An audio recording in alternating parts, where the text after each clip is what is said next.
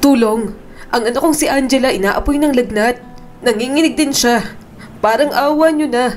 Tulungan yung anak ko. Yon ang natatarantang sigaw ni Anton sa emergency room. Kumikislap ang mga fluorescent na ilaw ng ospital. May dumalo naman agad sa kanyang mga nurse. Kinuha ng mga ito ang 2 taon niyang anak na si Angela. Ayaw niyang bitiwan ito sa labis na pag-aalala. Pero alam niya namang titingnan ito ng mga doktor. Kanina, bumilis ang tibok ng puso ni Anton nang yakapin ni si Angela. Naramdaman niya ang init na nagmumula sa nilalagnat nitong katawan. Ang mga mata nitong maningning kanina, lumuhod na ngayon sa pagod. Isang mahinang ungol ang kumawala sa bibig nito. Nabalot si Anton ng takot habang nagmamadaling pumunta sa ospital. Nababalot ng takot ang isipan para sa kanyang pinakamamahal na anak. "Huwag po kayong mag-alala, kami nang bahala sa kanya. Sundan niyo po ako," saad ng nurse kay Anton. Sinundan niya naman ito. "Maraming salamat. Hindi ko alam kung anong meron sa kanya. Maayos naman siya kaninang umaga." Tumango naman ang nurse. "Pwedeng dumating po talaga minsan ang mga lagnat ng hindi inaasahan. Mayroon ba siyang iba pang sintomas?" Wala. Lagnat lang at nanginginig saka tumitirik ang mata. Sobrang nag-aalala ako." Marahan itong tumango. "Huwag kayong mag-alala. Gagawin namin ang lahat para matulungan siya. Allergic po ba siya sa kahit ano o sa anumang gamot?" Muli siyang umiling. Hindi siya allergic sa kahit ano at wala siyang gamot." Sige po. Ayusin na natin siya at tatawag ako ng doktor para matingnan ng bata.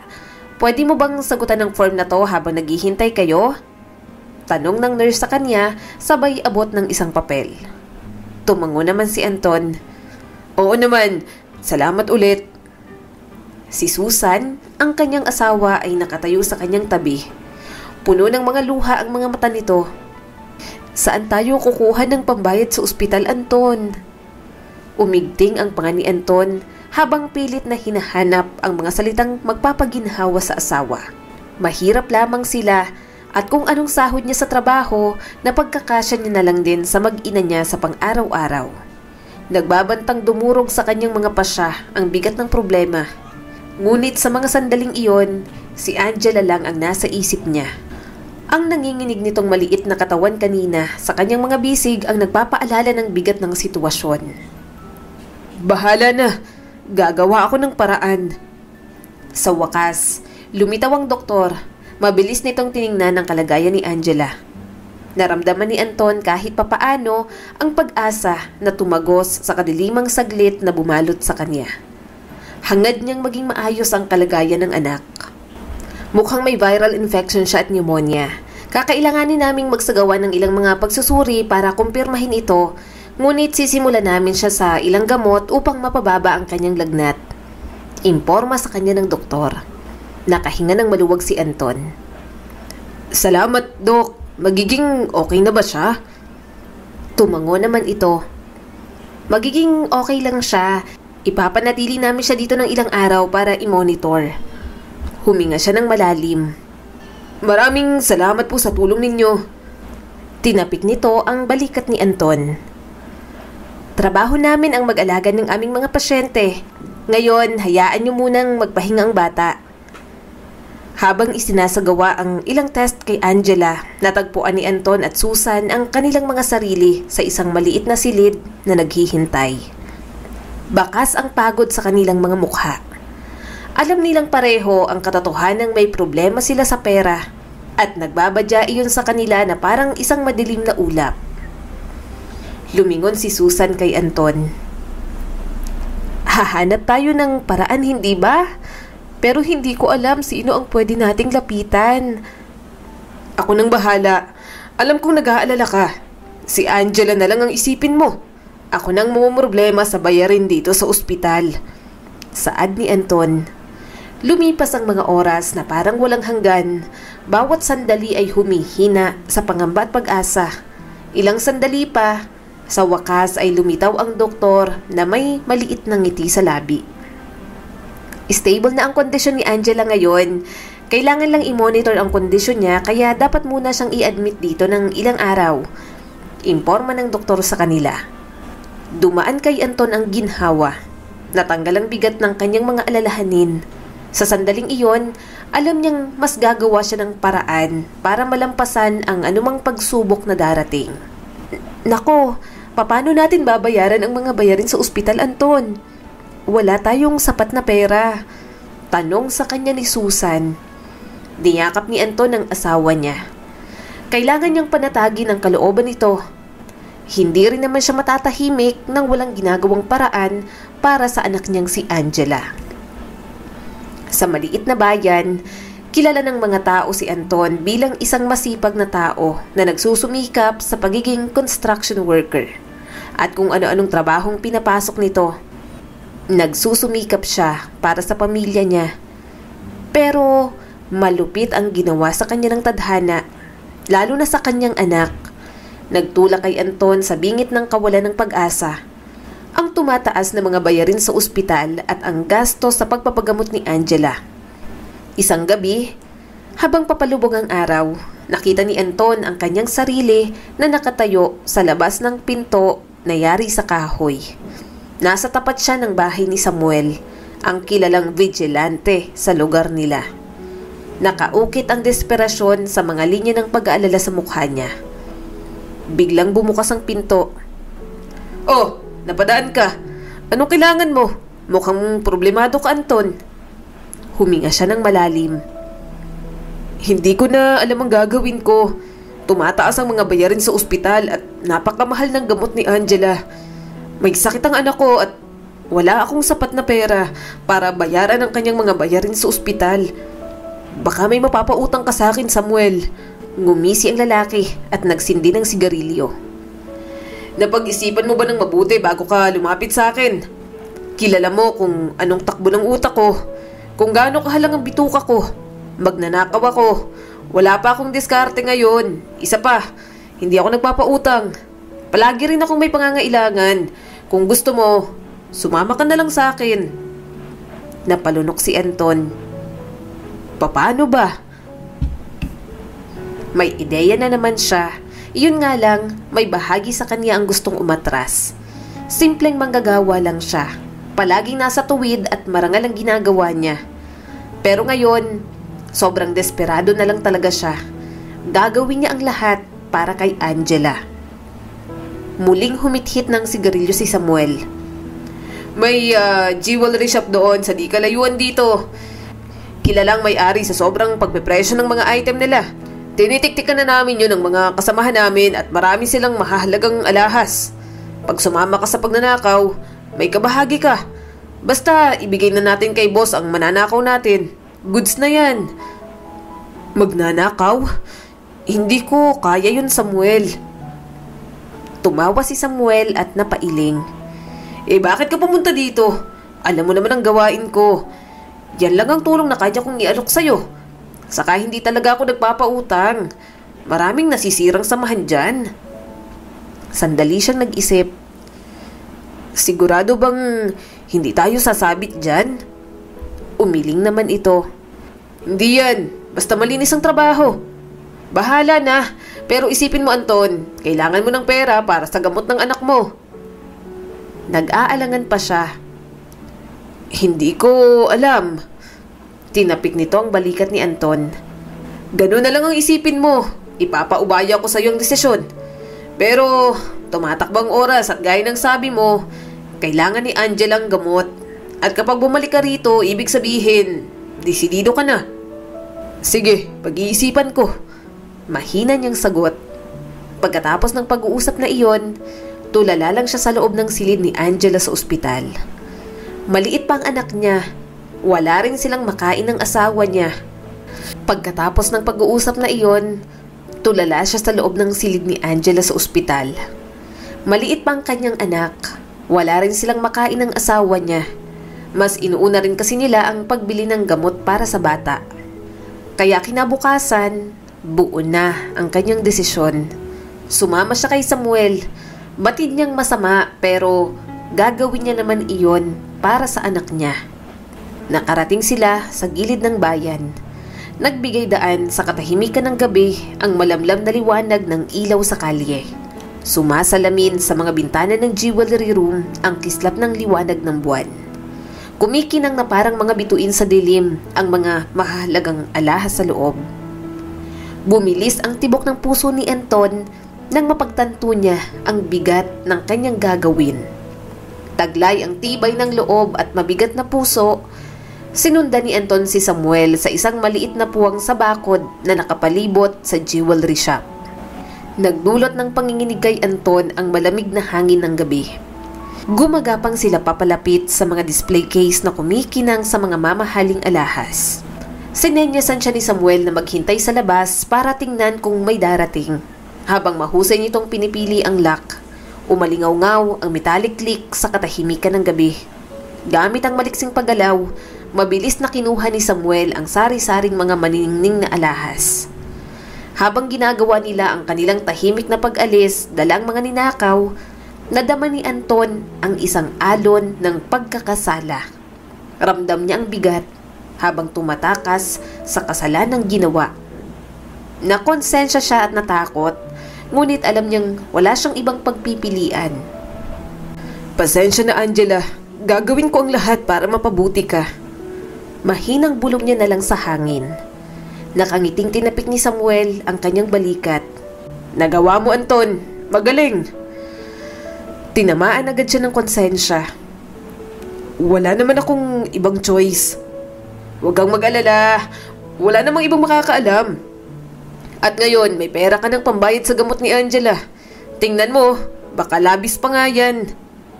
Nangilid ang mga luhang, tiningnan niya ang perang hawak niya. Salamat. Maraming salamat. Ngumisi naman ito. Basta, para sa anak mo, Anton. Iyon lang ang mahalaga. Habang lumalayo si Anton, dala ang perang iyon, alam niyang mali ang ginawa niya. Pero alam din niyang gagawin niya ang lahat para sa ikabubuti ng kanyang anak. Sa sumunod na mga araw, nagamit niya ang pera para mabayaran ang mga pangangailangan ni Angela sa ospital. At sa unti-unting pagbangon ng anak niya ay isang kurap ng pag-asa ang nag-alab sa puso ni Anton. Batid na ang sakripisyong ginawa niya sa ilalim ng balabal ng gabi, nagdala muli ng isang sinag ng liwanag sa kanilang buhay. Ngunit, ganoon kabilis dumating ang karma sa kanya. Kauuwi lang ng pamilya nila sa bahay nila. Nakikipaglaro pa nga siya kay Angela nang may kumatok sa kanilang pintuan. Anton, may naghahanap sa'yo. May bahid ng kaba sa boses ng asawa niyang si Susan. Nanginginig ang mga tuhod na tumayo si Anton. Napalunok siya nang imbitahan siya ng mga pulis sa presinto. Basta simula ng araw na yon, namalaya niya na lang na sa kanya sinisi ang lahat ng kasalanan. Walang Samuel, walang Big Boss. Siya lang ang humarap at umako ng lahat ng kasalanang iyon. Sinentensyahan na siya at 15 taong makukulong. Anong gagawin namin ni Angela, Anton? Umiiyak na tanong ni Susan sa kanya. Hinawakan niya ang kamay nito.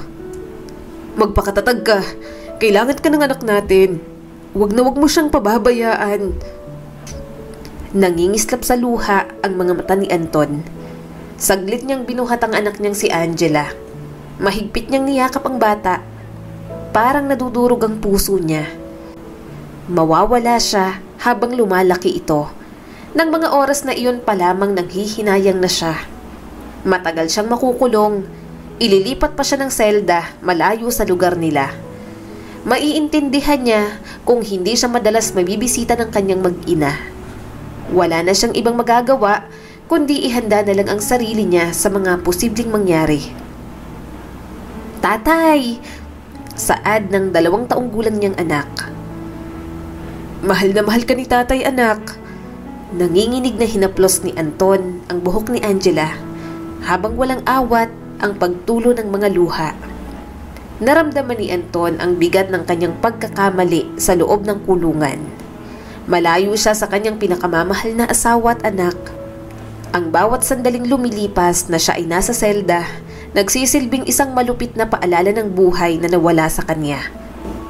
Ang mga sandaling hindi niya na maibabalik pa.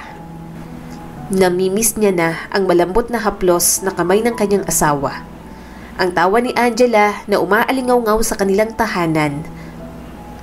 Habang nakaupo siya sa matigas na higaan sa masikip niyang selda, naglalaro sa kanyang isipan ang mga alaala ng kanilang huling yakap, na parang isang eksena sa pelikula.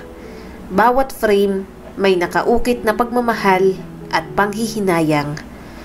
15 taon, papaano niya matitiis na mawalay sa kanyang pamilya ng matagal? Wala siya roon para masaksihan ang paglaki ni Angela. Ang mga araw ay naging linggo at ang mga linggo ay naging mga buwan. Kumapit si Anton sa pag-asang balang araw makakasama niya muli ang kanyang pamilya, na muli niyang mayayakap ang mga ito. Pinangarap niya ang araw na tatakbo si Angela sa kanyang mga bisig. Napangiti siya. Siguradong dalaga ng anak niya kapag nakalabas siya sa kulungan. Sa paglipas ng mga taon, pinanghawakan ni Anton ang paniniwala na ang pag-ibig ang mananaig sa lahat. Umasa siyang lalaban sa pagsubok ng panahon ang ugnayan ng kanyang pamilya. At kahit puno ng mga hamon at kawalan ng katiyakan ng hinaharap, alam niya na hanggat nasa kanyang pagmamahal para sa mga ito, hinding-hindi siya mag-iisa. Makalipas ang 15 taon, nakalaya na si Anton. Tumayo siya sa harap ng luma at dati nilang tahanan ng kanyang pamilya. 15 taon ang nakalipas mula nang huli niya iyong makita. Malungkot siyang napangiti. Hindi siya makapaniwalang doon niya iginugol ang pinakamasayang mga taon ng kanyang buhay. Habang naglalakad siya papasok, hindi niya maiwasang makaramdam ng pangamba. Alam niyang wala na roon ang kanyang pamilya, ngunit kailangan niyang makita iyon para sa kanyang sarili.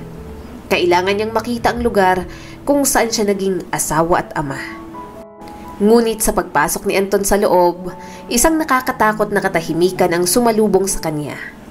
Natatakpan ng alikabok at mga sapot ng gagamba ang mga kasangkapan.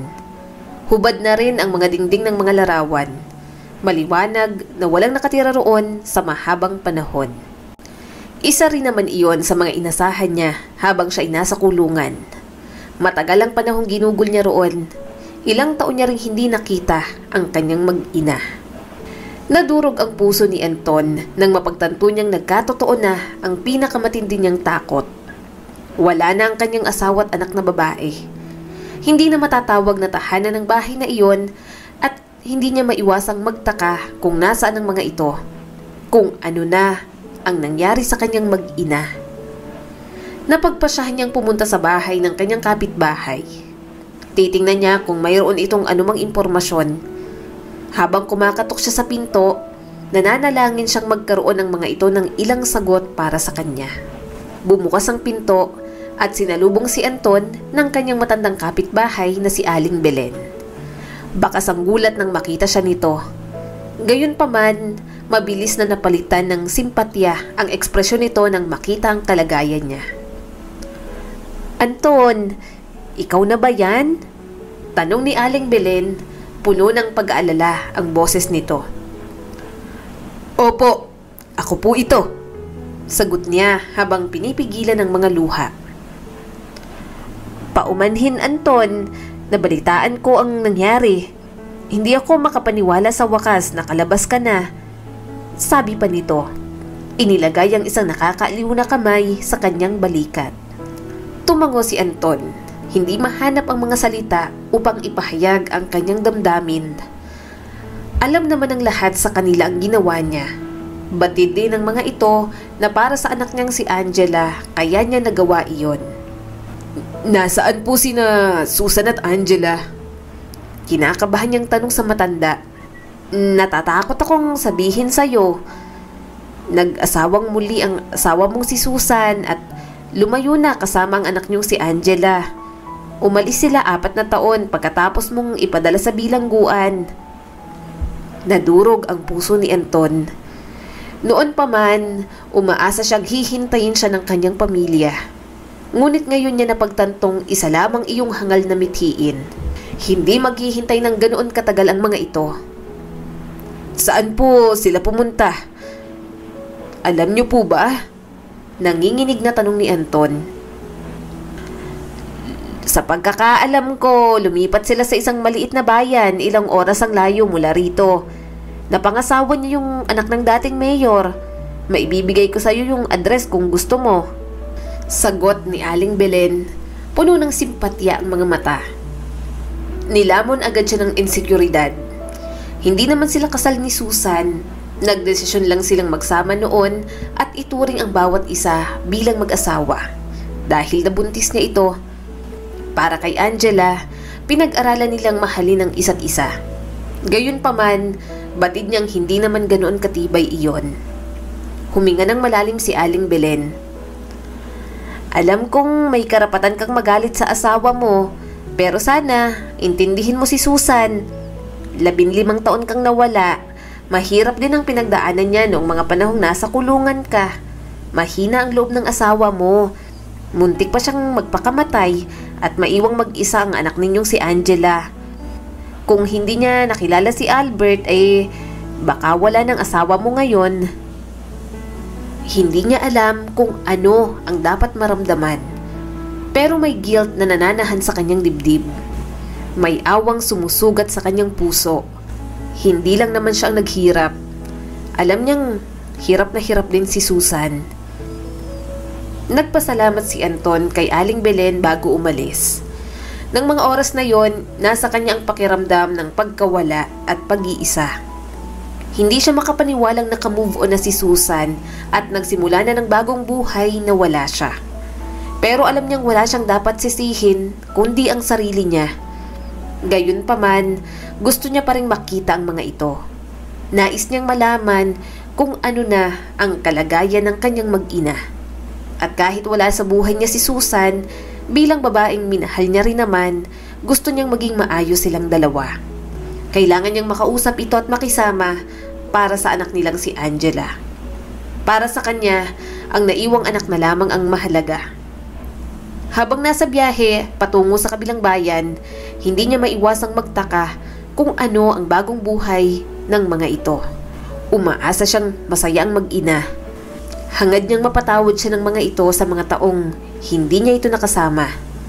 Ngunit habang papunta siya sa address na ibinigay sa kanya ni Aling Belen, nakita niyang isang masayang pamilya na naglalaro sa harapan ng bakuran. Nag-uumapaw sa kalungkutan ng puso niya nang mapagtanto niya na baka naging masaya ang mga ito kahit wala siya. Alam ni Anton na marami na siyang na-miss na pagkakataon, pero alam din niya na may mga pagkakataon siyang ayusin ang mga bagay-bagay. Gagawin niya ang lahat para maibalik ang pagmamahal at pagpapatawad ng kanyang pamilya. Sisimulan niyang bumawi sa lahat ng pagkukulang niya sa kanyang anak na si Angela. At sa pagkakataong iyon, hindi na niya pakakawalan ang panahong makasama pa ito. Habang nag-aalangan si Anton sa gate, sumasayaw ang kawalan ng katiyakan sa kanyang mga mata. Nang bumukas ang gate, bumungad ang isang dalaga na may mapupungay na mga mata. Nangilid agad ang mga luha ni Anton. Lumipas man ng ilang taon, hindi niya makakalimutan ang itsura ng anak niyang si Angela. Hindi mawawala sa isip niya ang nunal nito sa pisngi sa ilalim ng mata. Sino po sila? Ano pong kailangan ninyo? Tanong nito, mahina at nag-aalangan ng boses. Nabasag ang lahat ng pag-asa sa dibdib niya. Inaasahan niya naman iyon pero masakit din sa kanyang hindi man lang siya maalala o kahit makilala ng kanyang anak. Para bang walang Anton sa buhay nito. Sinalubong niya ang tingin ni Angela. Nakatayo siya roon, ramdam niya ang bigat ng mga napalampas na sandali. Itinagilid ng dalaga ang ulo at pinag-aralan siya ng may pag-uusisa. Kayo po ba yung mag-a-apply bilang hardinero at houseboy dito sa amin? Tanong nito, may bahid ng kawalan ng katiyakan ng boses. Halika po sa loob. Nasa bakasyon din po ang mga kasambahay. Wala pa po si mama ako lang po. Saka yung mga kapatid ko po ang nasa loob. Hintayin nyo na lang po si mama. Ang tatay mo, nasaan siya? Mahinang tanong ni Anton. Nawala ang ngiti sa mga labi nito. Nasa business trip po si Papa. Isang alo ng realisasyon ang bumalot kay Anton. Talagang may bagong buhay ng mag-ina niya. May asawa at ibang mga anak na rin si Susan. Hindi rin siyang kinikilalang tatay ni Angela. Masakit pang wala siyang alaala sa anak niya. Napagkamalan pa nga siya nitong hardinero. Sa halip na itama ito, napagpasya ni Anton na sumakay. Sabik siya sa pagkakataong makita ang anak na matagal na nawalay sa kanya. Maaliwalas ang loob ng bahay. Puno ng init ng pamilya at halimuyak ng bagong lutong tinapay ang paligid. Nasa mga bintana ang liwanag ng araw na tumatama sa matigas na sahig. Pinalamutian ng mga larawan ang mga dingding na kumukuha ng mga sandali ng kagalakan. Gayunpaman, habang pinagmamasdan niya iyon, sobrang nadudurog ang kanyang pusong makita ang isang pamilyang hindi na sa kanya at may bagong alaala na. Kumain na po ba kayo ng almusal, Manong? Oo nga pala, ano pong pangalan ninyo? Magiliw na tanong sa kanya ni Angela. Napalunok siya. Ako si Dante at hindi pa ako nakakapag-almusal, anak. Hindi niya na sinabi ang tunay niyang pangalan. Ewan niya ba kung bakit nahihiya siyang magpakilala?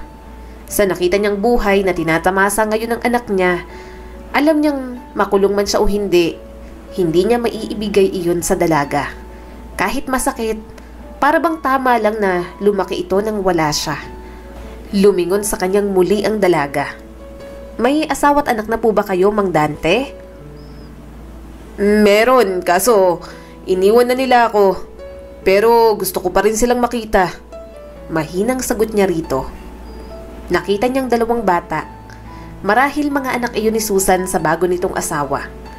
Nasa kanyang sakit, pero may bahagi rin sa kanya ang pagpaparaya.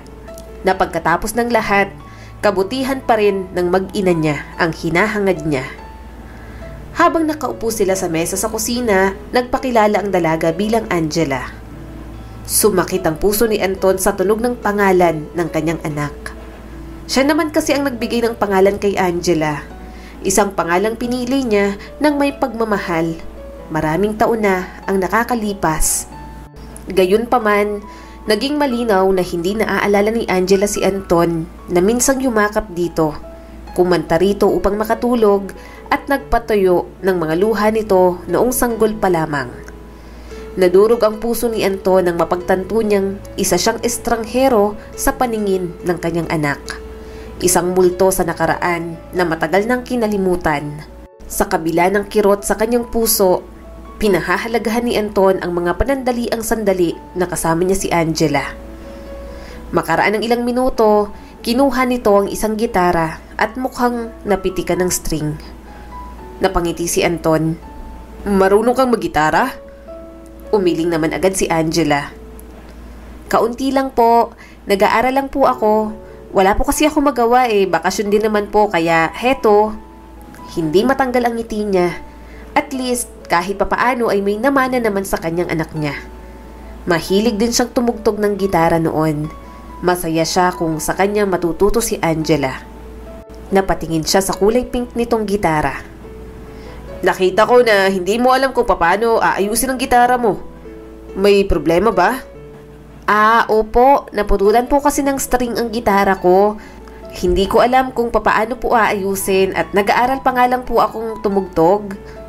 Mahina siyang tumawa. Huwag kang mag-alala, marunong naman ako. Ako nang mag-aayos. Gumuhit ang ngiti sa mga labi ng dalaga. Talaga po? Paano po natutuhan? Nung bata pa kasi ako, madalas akong tumambay sa tindahan ng mga lasinggero. Nakita ko silang nag-aayos ng mga gitara at natuto ako sa kanila. Maligaya niyang sagot. Umawang ang bibig ni Angela sa pagkamangha. Wow, ang galing naman po. Sige po, tulungan niyo po ako. Kinuha niya agad ang gitara. Sigurado, ipakita mo sa akin kung saan ang naputol na string. May pamalit ka ba? Tumungo ito at ipinakita sa kanya ang mga string na binili. Inayos ni Anton ang string at matama namang nakatingin sa kanyang anak niya. Napangiwi si Angela. Parang mahirap pong gawin na. Humalakhak naman si Anton. Hindi naman masyado, kailangan lang ng tamang pagkakabit ng string at pag-tune ng gitara. Ilang sandali pa natapos niya ang pag-aayos. Tinono niya na rin ito. Napangiti siya nang makitang manghang-mangha ang anak niya. Ayos na, tapos na. Inabot niya pabalik sa dalaga ang gitara nito. Masayang niyakap nito iyon. Ang bilis mo naman po, paano mo po nagawa yun? Nagkibit balikat siya. Madali lang yan, natutuhan ko rin kasi sa sarili kong gitara noon. Bakit? Hindi na po kayo tumutugtog ulit? Pero ang galing niyo pa rin po. Sayang naman po, tinigil niyo na po? Inosenteng tanong nito. Malungkot na napangiti si Anton. Nagpunta kasi ako sa malayong lugar. Hindi pwede ang gitara roon. Bawal ang libangan. Tumango naman ang dalaga. Thank you po talaga. Ngayon pwede na po akong mag-practice ulit. Walang anuman, iha. Kung may kailangan ka pa, sabihin mo lang. Tumango si Angela. Sige po, pero sana matanggap po kayong hardinero dito. Magpapaturo po ako sa inyong tumugtog nito, ha? Napangiti si Anton habang tumatango. Kahit hindi nito alam na siya ang ama nito, masaya na siya. Ang makitang gusto ng anak niyang makasama siya, kahit magpaturo lang ng hilig nito, okay na sa kanya iyon. Nandito na ako! Napalingon agad si Anton sa may pintuan nang marinig ang boses ni Susan. Sinalubong ito ng mga anak. May ngiti pa sa mga labi nito pero nawala agad iyon. Napalitan ng panlalaki ng mga mata nang makita si Anton. Anong ginagawa mo rito? Nauutal na tanong ni Susan sa kanya. Si Angela ang sumagot. Mama, si Mang Dante po. Siya raw po yung nag-a-apply na hardinero at houseboy dito sa atin. Hindi matanggal ang tingin niya kay Susan. Marami siyang gustong itanong pero lilimitahan niya iyon. Hindi na siya maghahangad na maibalik pa ang dati nilang pagsasama. Ang gusto niya lang, hayaan siya nito sa buhay ng anak niya.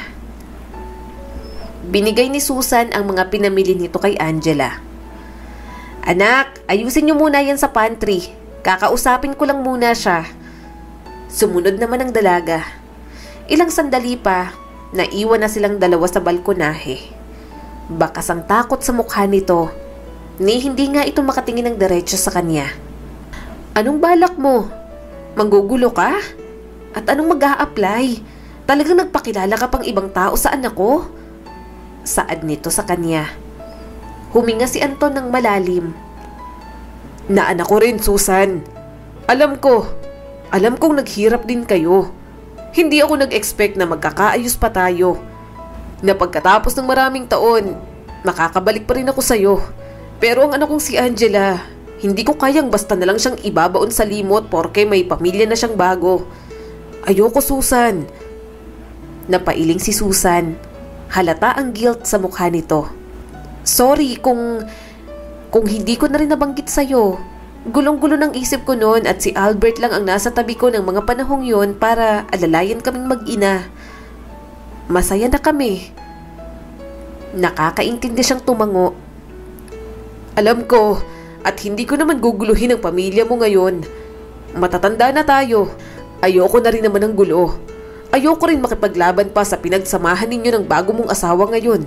Kasi alam kong wala akong laban. 3 taon lang tayo nagsama noon bago ako makulong. Pero ang anak ko, siya na lang ang natitira sa akin. Hindi ko alam na nakalabas ka na, nakalaya ka na pala. Sabi nito sa kanya. Malungkot siyang napangiti. Hindi kita guguluhin. Alam kong hindi ka maniniwala pero kahit papano, napanatag akong may naging kasama kayo ni Angela. Pero hindi yun ang dahilan kung bakit ako nandito. Gusto kong malaman kung bakit hindi mo sinabi kay Angela ang tungkol sa akin. Anton, seryoso niya itong tiningnan. Bakit hindi mo sinabi kay Angela na ako ang tunay niyang ama? Kahit larawan ko lang ba, hindi mo man lang nagawang ipakita sa anak natin? Bumuntong hininga si Susan. Akala ko hindi niya kailangang malaman. Maganda ng buhay niya ngayon kasamang mga kapatid niya. Tanggap pa siya ng stepfather niya, saka hindi na naman siya nagtanong. Kahit papano naging ama naman sa kanya si Albert. Bakas ang frustration sa mukha ni Anton. Hindi yun ang punto ko. May karapatan siyang malaman kung sino ang tunay niyang ama at may karapatan din ako na maging bahagi ng buhay niya. Bumaha ang guilt sa dati niyang asawa. Ilang taon kang nakulong habang nagpupumilit akong palakihin si Angela noon ang mag-isa. Naisip ko na mas mabuti kung hindi niya alam ang tungkol sa'yo. Gusto kong makasama ang anak ko. Hayaan mo kung kilalanin niya at makasama siya. Determinadong sabi ni Anton. Napailing si Susan. At ano? Pipilitin mo siyang sumama sa'yo? Bakit pa? Anong buhay ang maibibigay mo kay Angela? Maayos na ang buhay niya rito. Isa pa, galit din naman siya sa'yo, Anton. Alam niyang kriminal ang tatay niya. Alam mo naman ang mga kabataan ngayon. Sa tingin mo kaya tatanggapin ka ng anak mo? Kung interesado yang si Angela na makilala ka bilang tatay niya, sana una pa lang nagtanong na siya tungkol sa'yo. Nangilid ang mga luha ni Anton. Papaano siya magtatanong kung ibang amang hinarap mo? Saka binura mo lang ako sa buhay niya? Ginawa mo kong isang kriminal na iniwan ng pamilya? Alam mo naman ang totoong nangyari, hindi ba? Naging desperado lang ako ng mga panahong yon para ipagamot si Angela. Bilang nanay niya, tungkulin mong sabihin yon. Hindi ko naman ginustong maging kriminal. Ayoko maging masamang tao. Napilitan lang ako kaya hindi ko maintindihan bakit nagagalit sa akin si Angela ngayon. Umiling si Susan. Ginawa ko lang ang inaakala kong mabuti para sa anak ko. Umalis ka na. Mariin siyang umiling. Hindi ako aalis dito. Tanggapin mo ako bilang hardinero at houseboy ninyo. Nanlaki ang mga mata nito. Nasisiraan ka ba ng ulo? Kapag bumalik ang asawa ko at nalaman niya to, baka mapatay ka niya. Umigting ang panga ni Anton. Hindi naman ako lalapit. Tatanaw lang ako. Isa pa, si Angela lang ang habol ko rito. Wala akong balak guluhin ang relasyon mo sa bago mong pamilya. Ang mahalaga sa akin, makuha ang loob ng anak ko. Kapag okay na, saka ako ipagtatapat na ako ang tatay niya. Pero Anton, namungay ang mga mata niya, tanda ng pagmamakaawa. Hindi kita susumbatan sa kahit na anong ginawa mo sa akin. Hindi ko kukunin sa'yo si Angela dahil alam ko namang mas kilala mo siya. Kalalaya ko lang. Wala akong maayos na trabaho at mas maganda ang buhay niya rito. Ang akin lang, hayaan mo akong maging parte muli ng buhay ni Angela. Kahit kilalanin niya man lang, iyon lang ang pabor na hihingin ko sa'yo, Susan. Walang ibang nagawa si Susan kundi ang tumango. Pero 2 buwan lang ha. Uuwi ng asawa ko pagkatapos nun at hindi kanya pwedeng makita rito. Kahit papaano, naging masaya ang mga araw at naging kontento na si Anton. Natatanaw niya ang anak niyang si Angela at nakakausap. Nalaman niya rin na magiliw ito sa lahat ng tao. Madali niyang nakasundo ang dalaga kaya hindi niya maintindihan kung bakit malalim ang galit nito sa kanya bilang isang ama. Alam niyang maling magpanggap at pasakayin ang anak niya sa kasinungalingan. Pero ang pagkakataong makasama niya ito, ayaw niya namang palampasin. Maraming taon ang nasayang, kaya kahit sa ganoong paraan, makagawa siya ng bagong alaala kasama si Angela. Okay, ngayon tuturuan kita kung paano humawak ng gitara. Nakikita mo ba kung paano ko ito hawak? Magiliw na tanong ni Anton sa anak. Tumango naman si Angela. Opo, Mang Dante. Medyo nawala ang ngiti sa mga labi niya. Hangad niyang marinig niyang muli na tawagin siya nitong tatay. Iwinaksi niya na lang muna ang ideyang iyon. Mabuti, ngayon ilagay ang kaliwang kamay mo sa leeg ng gitara at ang kanang kamay sa mga string. Utos niya rito. Ginawa naman agad ni Angela ang sinabi niya. Ganito po. Tumango naman si Anton. Sakto, ngayon subukan mong strum ang mga string gamit ang kanang kamay mo. Magsimula ka sa isang mabagal na paggalaw pababa. Ganito po. Pumalakpak naman si Anton. O ayan, perfect. Napanguso si Angela. Pinagtitripan niyo lang naman po yata ako eh. Mahina siyang tumawa. Binibiro lang kita, masyado ka namang seryoso.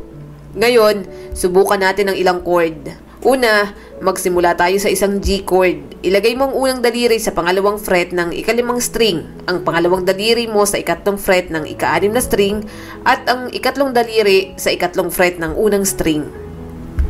Sinunod naman agad nito ang utos niya. Ginawa ko na po. Magaling. Ngayon, subukan mong strum ang G chord. Tingnan mo kung anong tunog.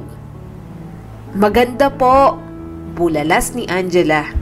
Bumaba ang tingin niya sa gitara. Ngayon, subukan natin ang isang C chord. Tiningnan niya ang anak niyang gawin iyon. Natawa na lamang siya. Una, naging struggle niya ang pag-aaral ng pagtugtog ng gitara, ang pagpapalipat-lipat ng chords sa mabilis na paraan.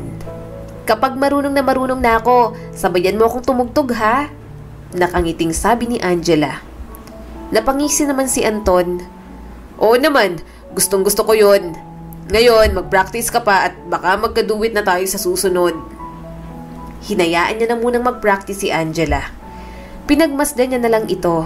Kontento na siya roon. Masaya na siyang kahit papaano nabigyan siya ng pagkakataong mapalapit sa anak niya. Teenager na ang kanyang anak. Ang malaking pagbabago nito ang nagpamulat sa kanyang matagal na pala talaga siya sa loob ng bilangguan. Isang maaliwalas na gabi, natagpuan ni Anton ang kanyang sariling nakaupo sa tapat ni Angela sa loob ng kusina. Sa isang mabigat na puso at mga salita na namamalagi sa gilid ng kanyang dila, nag-ipon si Anton ng lakas ng loob na talakayin ang isang maselang paksa. Angela, paano ka tinatrato ng stepfather mong si Sir Gilbert? Malumanay na boses ni Anton, ngunit may bahid ng mahinang pangamba. Tinatrato niya naman po ako ng maayos, sagot ni Angela. Habang lumalalim ang gabi, natagpuan ni Anton ang kanyang sariling nakikipagbuno sa bigat ng kanyang katahimikan. Nais niyang sabihin kay Angela ang katotohanan para malutas ang mga ilusyon na bumabalot sa pananaw nito sa kanya. Ngunit isang tahimik na takot ang pumipigil. Umaalingaw-ngaw sa isipan ni Anton ang mga alaala ng lihim na bulong at pag-amin na may bahid ng luha. Isang kalituhan ng mga emosyon na nagbabantang ubusin siya. Naaalala niya ang mga sandali ng aliw na ibinahagi kay Angela. Ang mga gabing umiiyak siya sa pagtulog, nagdadalamhati sa pagkawala na hindi kailanman kinikilala. Nang sumapit na ang gabi sa kanilang paligid, ang hangin ay mabigat sa mga hindi sinasabing katotohanan. Gumawa si Anton ng pagpili.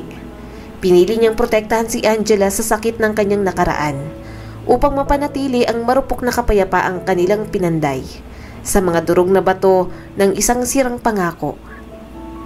Pinili niyang ibaon ang sarili niyang dalamhati upang iligtas ang kanyang anak na babae sa pasanin ng mga basag na ilusyon. Angela, may tanong ako sa'yo. Ano bang tingin mo sa tunay mong ama? Tanong niya rito. Marahan sa kanya itong tumingin. Sa tingin ko po, kriminal at pabaya ang tunay kong ama. Bakit mo naman nasabi yan?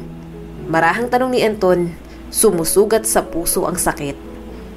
Malungkot na napangiti ang dalaga. Kasi po, simula nang mawala siya sa buhay namin, hindi niya kami inalagaan, hindi niya kami binigyan ng suporta, hindi rin niya kami tinanong kung kumusta na kami, parang hindi niya kami mahal na pamilya niya. Huminga siya ng malalim. Pero anak, hindi naman natin alam kung ano ang nangyari sa kanya. Baka may rason siya kung bakit hindi niya kayo naalagaan. Naglabas ng sama ng loob sa kanya ito. Papaano po siya magkakaroon ng rason kung hindi niya man lang kami sinabihan kung ano man yon? Papaano po kami magkakaroon ng closure kung hindi niya kami inalagaan? Napawi ang ngiti sa kanyang labi. Tama ka, Angela. Hindi ka dapat magdusa dahil sa kanyang pagkakamali. Pero sana, hindi ka rin magalit sa kanya. Kasi kahit ganun siya, baka naman may dahilan siya kung bakit niya ginawa yun. Napaisip saglit si Angela sa sinabi ni Anton.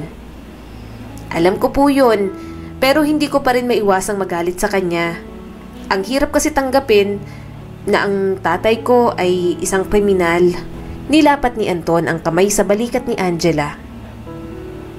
Mahal ka niya, anak, kahit na hindi niya ipinakita ng maayos. At hindi naman lahat ng kriminal ay masamang tao. Baka may dahilan kung bakit siya naging ganoon.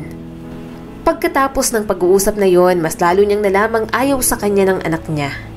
Gayunpaman, batid niyang pagkatapos niyon, nagkaroon ng isang hindi inaasahang pagsasama ang magkakaroon silang mag-ama. Isang umaga, abala sa hardin si Anton, kinukulit siya ni Angelang magkwento tungkol sa kung ano.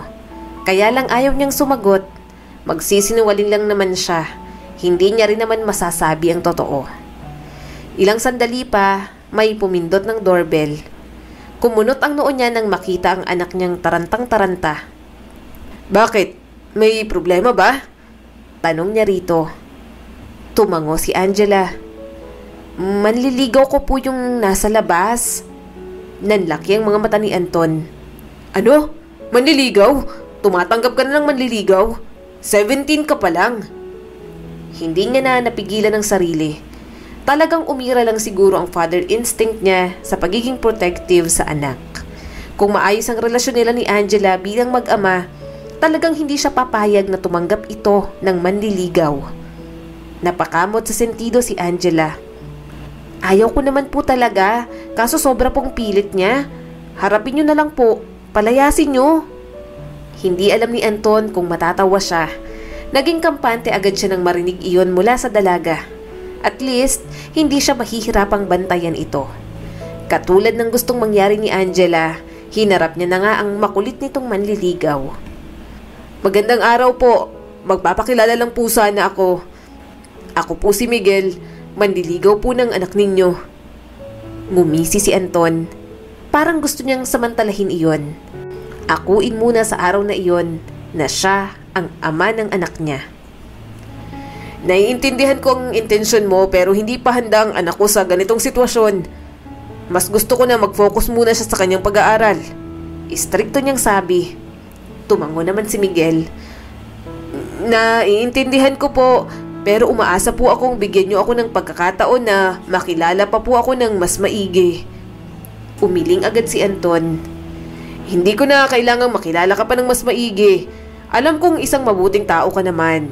Pero ang mahalaga ay ang desisyon ng anak ko at siya mismo ang hindi pa handa sa ganitong bagay. Naiintindihan ko po ang pag-aalala ninyo, pero hindi ko rin po kayang pigilin ang aking damdamin para sa inyong anak. Saad pa nito. Kumunot ang noo ni Anton. Nakukulitan na siya sa lahi ni Miguel. Gusto niya nalang habulin ng itak. Ayaw niya pa naman ng paulit-ulit. Kapag sinabi niyang hindi, dapat hindi talaga. Huminga ng malalim si Anton. Mahalaga sa akin ang kaligayahan ng anak ko. Kung talagang mahal mo siya, ipakita mo sa pamamagitan ng pagbibigay sa kanya ng oras at suporta sa kanyang mga pangarap. Napangiti si Miguel. Salamat po sa payo. Pangako ko pong maghihintay ako at susuportahan ko si Angela sa lahat ng kanyang ginagawa. Nang matapos ang pag-uusap, pumasok naman si Anton. Nang maabutan siya ni Angela ay tawa ito ng tawa sa kanya. Wow, ang galing niyo naman po. Tatay na tatay ang datingan na. Natatawang puri sa kanya nito. Tipid siyang napangiti. Pwede mo naman akong tawaging tatay. Parang anak din naman ang turing ko sa iyo, Angela. Napangiti ang dalaga sa kanya. Sige po, tatay. Alam niyo po, masaya po akong nakilala ko kayo. Kahit papaano nagkaroon po ako ng father figure dahil sa inyo. Kumunot ang noo niya. Bakit? Paano bang relasyon mo sa stepfather mo? Malungkot na napangiti si Angela. Mabait naman po siya. Naiibigay niya naman po lahat ng mga pangangailangan ko. Yun nga lang po, para po akong outcast sa pamilyang to. May sarili na pong mga anak si mama at saka yung stepfather ko. Minsan nahihiya na rin po ako. Iniisip ko pong nakikisiksik lang ako dito. Pero hindi ko rin naman po sila maiwan kasi pamilya po nila ako. Ayoko pong malaman nila ang nararamdaman ko. Baka isipin pa ni mama na nag-iinarte lang ako. Marahan niyang hinila ang anak niya para yakapin. Huwag kang mag-alala, Angela. Para sa akin, anak kita. Wala kang kahati. Hindi mo mararanasan na parang nakikisiksik ka lang. Napangiti si Angela. Salamat po. Magmula ng araw na yon, Pinilit niyang maging masaya sa ganoong interaction sa pagitan nilang dalawa ng kanyang anak. Nangako siyang ibubuhos lahat ng pagmamahal para lang dito. Dumating na rin sa puntong gusto niya nang aminin ang lahat-lahat. Pakiramdam niya, handa na rin namang makinig si Angela sa kanya. Yun nga lang, bago niya pa masabi ang lahat, dumating na ang stepfather nitong si Gilbert. Nakatayo si Anton na nanlalamig sa lunti ang damuhan. Ang bagong putol na damo ay kumikiliti sa kanyang mga bukong-bukong. Parang kabayong lalaki ang bilis ng tibok ng kanyang puso nang maramdaman niya ang matinding sakit ng kamao ni Gilbert sa kanyang mukha. Umalingaw-ngaw ang tunog ng suntok sa tahimik na lugar. Galit na galit si Gilbert. Meron kang lakas ng loob na magpakita dito? Nasa pamamahay kita. Inaasahan mong maniniwala ako na nandito ka lang para kay Angela? Ginagawa mo lang siyang dahilan para makita si Susan. Tumutol siya kaagad. Hindi, wala akong interes kay Susan. Nandito lang ako para kay Angela. Gusto ko lang makita at makasama ang anak ko. Wala na akong pakialam kay Susan. Pagmamakaawa ni Anton, nanginginig ang boses ngunit determinado. Si Gilbert ang bagong asawa ni Susan, nakatayong matayog sa kanyang harapan. Nakakunot ang noo dahil sa pagdududa. Lumabas si Susan mula sa bahay. Nanlaki ang mga mata nito sa gulat. Ang ekspresyon nito ay nahuli sa pagitan ng hindi paniniwala at pag-alala. Sa nanginginig na boses, nagsalita ito sa wakas. Nagsasabi siya ng totoo, Gilbert. Nandito lang si Anton para makita si Angela. Nakalimutan kong ipaalam. Nawala ang tensyon na parang usok at nag-relax ang nakakuyom na mga kamao ni Gilbert. Maingat na hinawakan ni Anton ang kanyang nanginginig na panga. Nakaramdam siya ng magkahalong sakit at ginhawa. Pero ang ginhawang yon ay naglaho agad nang sumalubong ang galit sa kanya ni Angela. Bakas ang pagsisisi sa mukha ni Anton. Alam ko, nagkamali ako at pinagbabayaran ko na. Pero anak ko pa rin si Angela at gusto kong maging bahagi ng buhay niya. Anong sabi mo? Nauutal na tanong ng dalaga sa kanya na nakita at narinig ang buong usapan. Lumapit agad si Anton sa dalaga. Angela, magpapaliwanag ako. Umalis ka! Nagpapanggap ka pa talagang ibang tao. Pinaglaruan mo ang damdamin ko. Puno ng hinanakit na sabi ng dalaga. Tumulo ang mga luha niya. Gusto ko lang namang mapalapit sa'yo. Pero alam kong hindi mo ako hahayaan. Galit ka nga sa akin, di ba? Bumagsak ang mga luha ni Angela. Paanong hindi ako magagalit? Pinabayaan mo kami ni Mama. Kahit bata ako noon, tandang-tanda ko pa rin kung papaano halos mawala ng buhay si Mama dahil iniwan mo kami. Mariin siyang umiling. Anak, hindi naman kita ginustong iwan noon. Hayaan mo lang akong magpaliwanag. Huwag mo sanang hayaan ang sarili mong lamunin ng galit sa akin. Nakulong ako dahil sa desperado na ako na mapagamot ka nung bata ka. Kung iniisip mo kung nakalimutan na kita at ang mama mo noon, nagkakamali ka. Palagi kayong nasa puso't isip ko.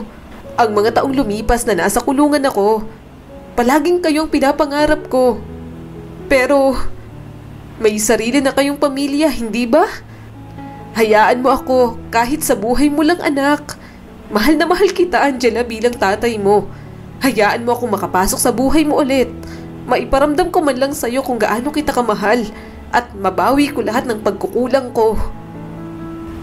Nakita niya kung papaano sunod-sunod na tumulo ang mga luha ni Angela. Parang nadudurog ang puso niya. Hindi niya naisaktan ng ganoon ang kanyang anak. Napailing si Gilbert. Mabuti pa, lumayas ka na rito. Ayoko na ulit makita pa ang pagbumukha mo. Huwag mo nang guguluhin ang pamilya ko. Nakakaintindi siyang tumango. Wala na rin naman siyang laban. Hindi siya maghahamon sa digmaang kahit isang armas. Wala man lang siyang hawak. Kinuha niyang mga gamit niya. Sa huling pagkakataon, tiningnan niya si Angela. Pero umiwas ito ng tingin. Malungkot siyang napangiti. Mukhang sarado na talaga ang puso ng anak niya para sa kanya. Simula ng araw na yon, napagdesisyon na ni Anton na magsimula ng bagong buhay. Mag-isa na lang siya. Pagkatapos ng lahat ng sakripisyo at pagdurusa niya sa maraming taon, natagpuan niya ang kanyang sarili na nag-iisa sa dating tahanang binuo niya. Isang gabi, kauuwi lang ni Anton galing sa trabaho. Pagod na siya pero parang biglang nawala ang pagod niya nang makita kung sino ang nasa harap ng pinto ng bahay. Ang karaniwang masayahin na kilos ni Angela na palitan ng malungkot na ekspresyon. Sumasalamin sa magkahalong takot at determinasyon ang mga mata nito. Mahigpit nitong hawak ang isang maliit na bag na nasa dibdib habang naghihintay sa kanya. Angela, anong ginagawa mo rito? Puno ng pag-aalalang boses ni Anton habang inaabot niya si Angela. Nangingilid ang luha sa mga mata ng dalaga habang nakatingala kay Anton. Gusto ko pong umalis. Hindi ko na po kaya. Nadurog ang puso ni Anton nang mapagtanto niya ang bigat ng sitwasyon. Si Angela tumakas sa bahay ng nanay nito, naghahanap ng kanlungan sa kanya. Ang kanyang isip ay tumatakbo sa mga tanong, ngunit isinantabi niya muna ang mga ito. Dapat siyang mag-focus sa pag-aliw sa kanyang anak sa oras na iyon. Gusto ko pong makasama ka, tatay. Hindi ko na po matiis na sa bahay na yun. Huling sabi ni Angela, puno ng emosyon ng boses. Kumunot ang noo ni Anton. Anong ibig mong sabihin, Angela? Naluluha ang mga mata nito. Tatay, umalis po ako. Ano? Bakit? Anong nangyari? Mahinang tanong niya rito. Mabait naman po ang stepfather ko kaso simula po nang magkaroon sila ng mga anak ni mama, nag-iba na po ang trato niya sa akin. Parang hindi po pamilyang turing niya. Kapag may mga family gathering, hindi po ako pinapakilala bilang parte ng pamilya. Alam ko pong wala po akong karapatan pero nasasaktan po talaga ako. Lagi niya po akong sinisigawan at lagi niya akong sinasabihan na umiwas sa kanila. Hindi naman din po kumikilo si mama para ipagtanggol ang damdamin ko. Hindi ko na po kaya. Gusto kong mamuhay kasama po kayo simula ngayon. Sorry po kung naghalit po ako sa inyo. Hindi ko po alam na ganun ang pinagdaanan ninyo. Sorry po kung naging makitid ang utak ko. Niyakap niya ng mahigpit si Angela. Naiintindihan kita, anak. Huwag kang humingi ng sorry. Wala kang kasalanan. Siyempre, pwede kang tumira dito. Bahay mo rin ito. Ikinalulungkot ko na kailangan mong pagdaanan iyon, anak. Ngayong nandito na ako, hindi ko hahayaang nag-iisa ka. Mahinang humikbi si Angela. Salamat po. Miss na miss ko na po kayo, tatay. Tumulo ang mga luha niya. Miss na rin kita, anak. Bukas, kakausapin ko ulit ang mama mo.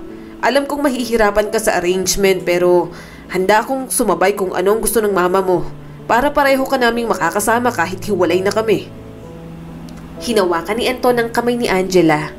Dinala niya ito sa loob ng bahay. Hangad niyang maramdaman ito ang isang pakiramdam ng seguridad. Umupo ang anak niya sa tapat niya at nanginginig ang mga kamay nito habang pilit na hinahanap ang mga salita para magpaliwanag sa kanya. Pasensya ka na, anak, sa ulam natin, ha? Binili ko lang yan sa karinderya sa labas. Sana magustuhan mo. 2 putahin ang binili ko. Alam kong hindi ka sanay na hindi masarap ang ulam. Sabi niya rito. Ngumisi naman si Angela. Ayos lang po, hindi naman po ako mapili sa pagkain. Alam ko pong hirap din po kayo sa pera kaya hindi po ako magiging pabigat. Malapit ka nang mag-18 sa 1 taon. Pasensya ka na. Wala pa akong sapat na ipon para sana sa birthday party mo. Alam kong ipaghahanda ka ng nanay mo pero gusto ko pa rin bigyan ka na ako mismo ang gumastos. Huwag kang mag-alala. Kahit simple, sisiguraduhin kong masaya yon. Hinawakan ni Angela ang kanyang kamay. Salamat po sa pagiging matatag, tatay. Salamat po at bumalik ka. Sorry po sa lahat. Ilang oras na nag-uusap sina Anton at Angela. Nagbabahagi ng mga alaala at pangarap para sa kinabukasan. Sa mga sumunod na araw, niyakap ni Anton ang kanyang bagong tuklas na tungkulin bilang tagapagtanggol at tahanan para kay Angela. Magkasamang nilakbay nila ang mabagyong tubig ng kaniyang nakaraan. Nakahanap ng aliw sa piling ng isa't isa. Sa bawat araw na lumilipas, Ang ngiti ni Angela ay lalong lumiliwanag. Ang pagtawa nito ay punong-puno ng kagalakan. Nakausap niya na rin si Susan. Pumayag naman itong tumira sa kanya si Angela. Susustentuhan na lamang nito ang anak nila at hahayaang bumisita si Angela sa mga kapatid nito. Pabor iyon sa kanya. Magkakaroon siya ng maraming oras sa anak para bumawi. Habang ang mga linggo ay naging buwan, natagpuan ni Anton ang kagalingan sa walang pasubaling pagmamahal ng anak niya para sa kanya. Gusto niyang umunlad sa ilalim ng kanyang patnubay si Angela. Nagsimula ang isang bagong kabanata para sa mag-ama na pinagbuklod ng mga lumampas sa oras at distansya. Sa kanilang bahay, nakatagpo sila ng isang tahanan kung saan naghari ang pagmamahal at pagtanggap. Maraming salamat sa patuloy na panonood sa aking munting channel. Kung nagustuhan mo ang videong ito ay huwag mong kalimutang mag-like and subscribe at pakipindot mo na rin ang notification bell para updated ka sa mga susunod nating video.